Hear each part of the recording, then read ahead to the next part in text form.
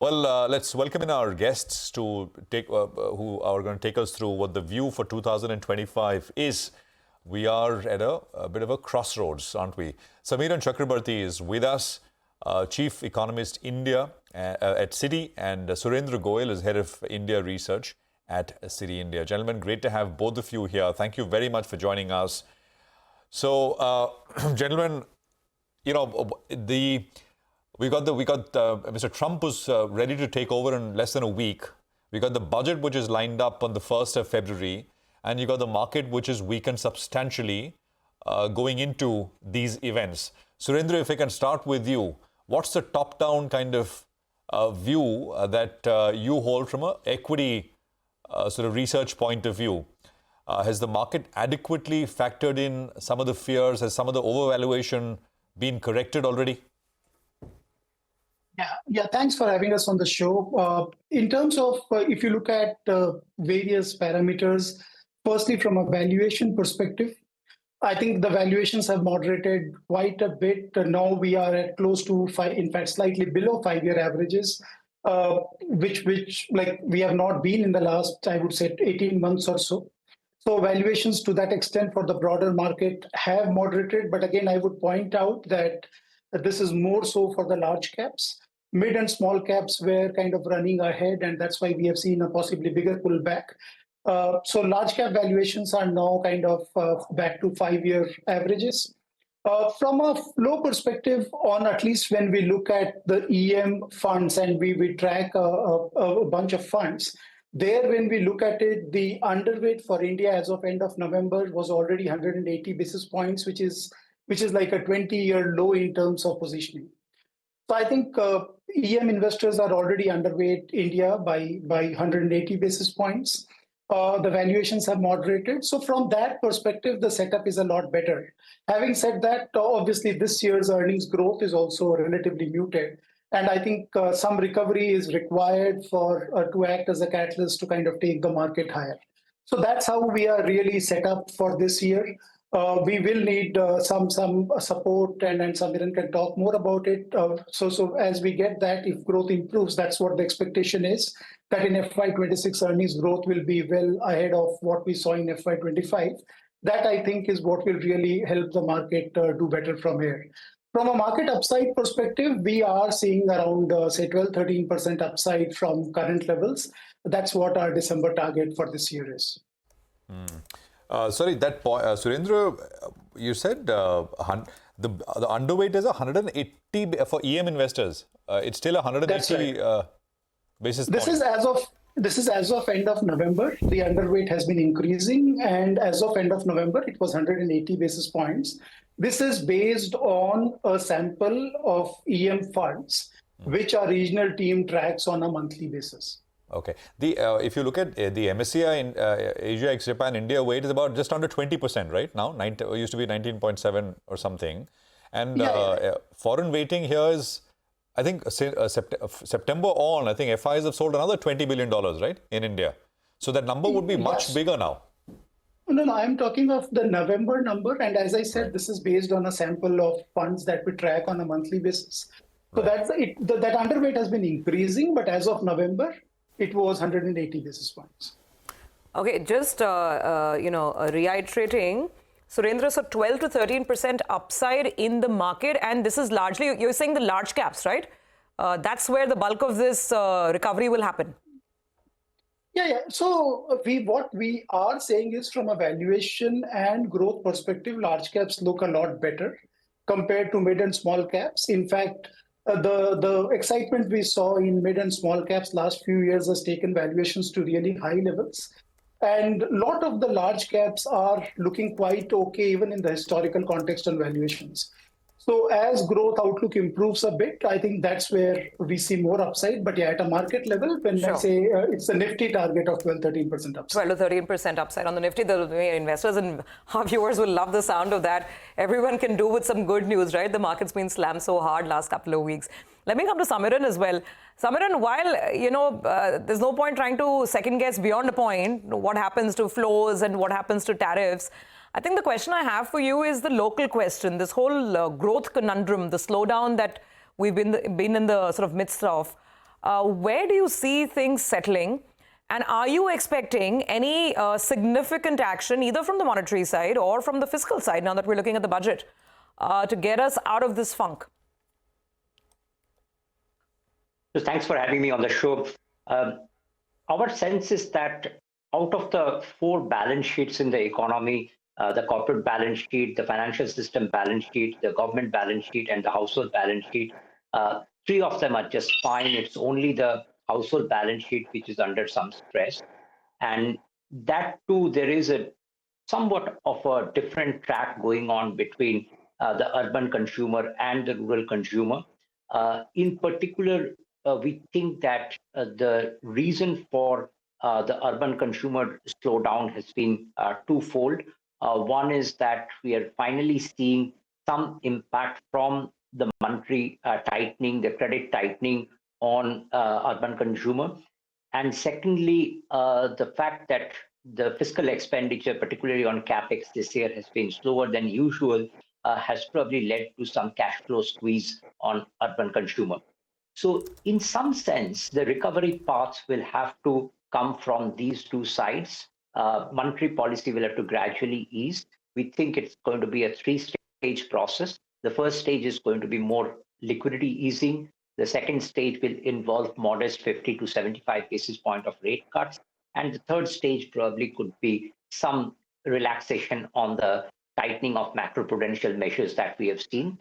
On the fiscal side, while the government has committed on the 4.5% fiscal deficit number for FY26, and we think that commitment will be kept, if for the next 3-4 months we see the capital expenditure pick up to meet the budgeted amount, then that itself could act like a mini stimulus. So to that extent, the bulk of the policy side intervention will have to come from monetary over the medium term, but in the short term, the fiscal can also help.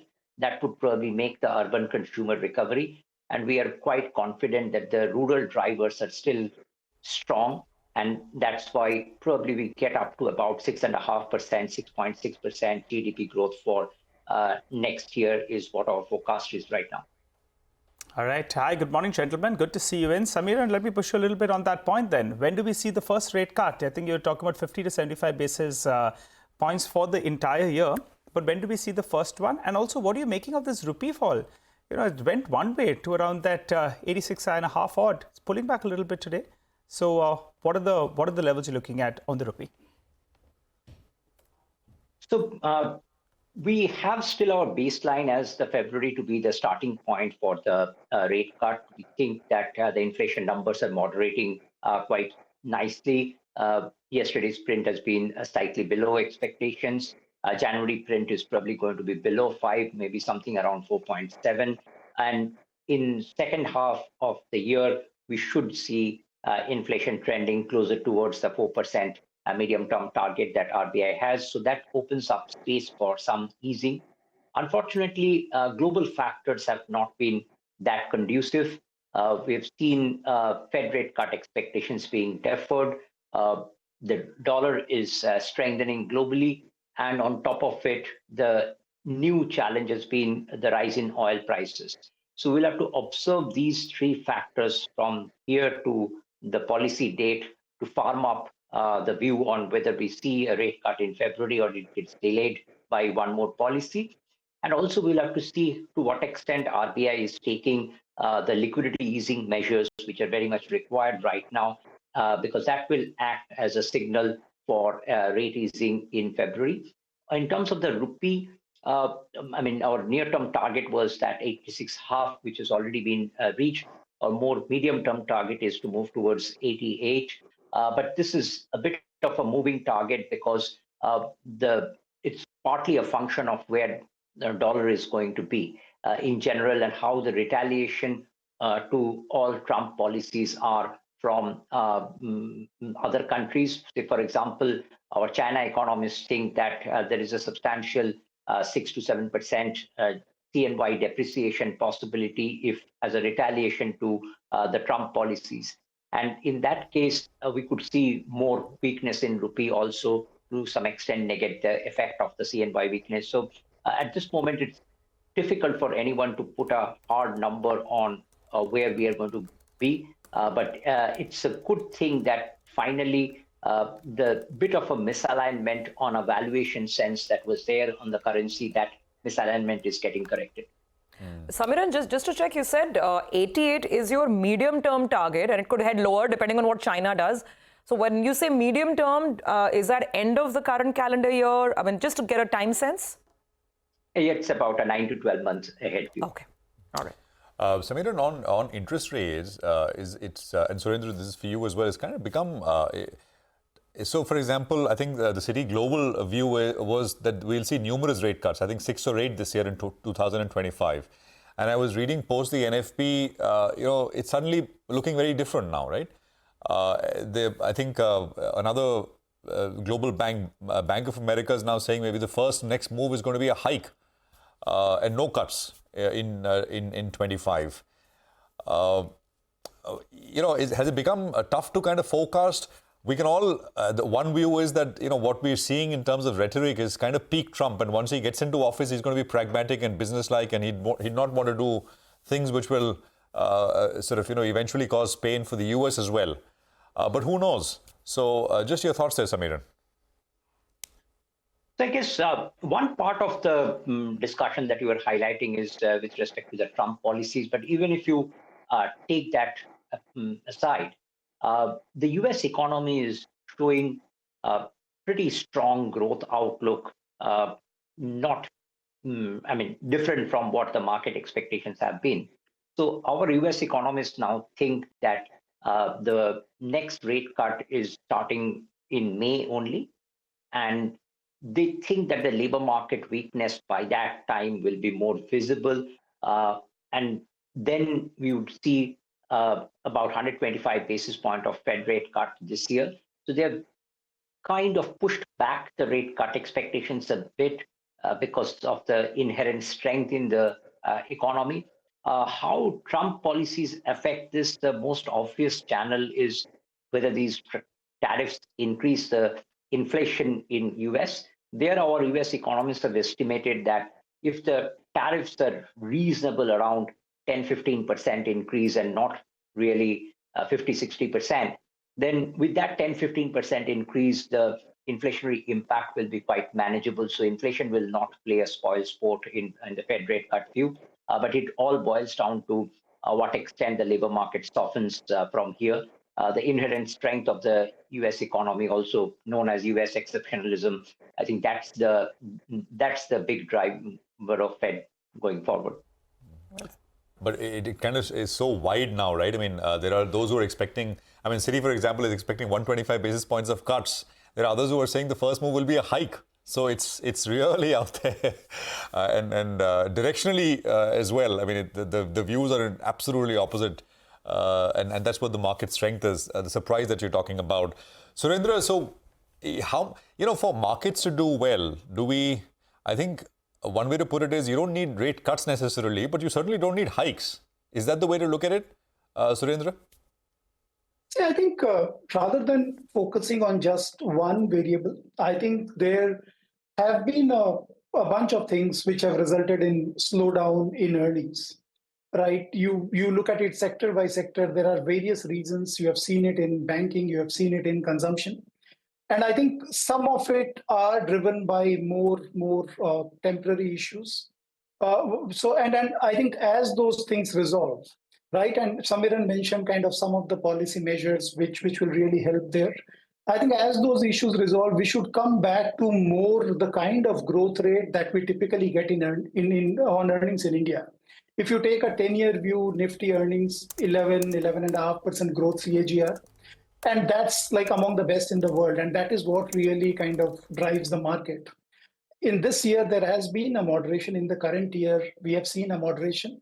And I think if some of those factors kind of come back next year, we get back to a better growth rate. And that's what is really required for that upside to come through. In the meanwhile, I think the market will focus on sectors where there is growth visibility. And at the same time, valuations are relatively reasonable. So that's how we are kind of thinking about this year. So, Surendra, I was coming exactly to that because, you're giving us optimism. You're saying that at a headline index level itself, the market could be up 12, 15, 12 to 13%. The question is what to play. So we've discussed, Samiran laid out the RBI roadmap, the expectations on easing. I think a lot of people are wondering whether to continue with capex themes, industrials and capex, given the expectations that there's going to be a pickup in government spending, or whether to start looking at staples. I've been, wondering whether the government will have a more populist tilt to soften the blow at the lower end of the pyramid. So top down, just take us through the portfolio construct. Yeah. So see, at this point of time, given where we are kind of focused on sectors where we see decent growth visibility, and at the same time, valuations are relatively reasonable. So if you look at the key overweights that we have, select large banks, and again, large banks where growth has been relatively better. At the same time, asset quality, given the diversification, is relatively better. And obviously, sentiment is weak on the entire banking space. It's been tough for a while. So valuations in that context are attractive in the context of history.